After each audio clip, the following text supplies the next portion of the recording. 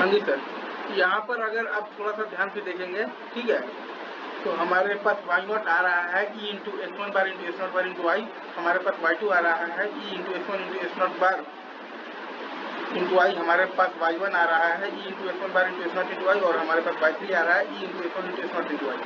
और वहीं काम आप चाहें तो यहाँ से भी आप देख सकते हैं कि आपके पास a आ रहा है e into s1 bar into s0 bar into y, आपके पास b आ रहा है e into s1 bar into s0 into y, आपके पास c आ रहा है e into s1 into s0 into y, और आपके पास d आ रहा है e into s1 into s0 into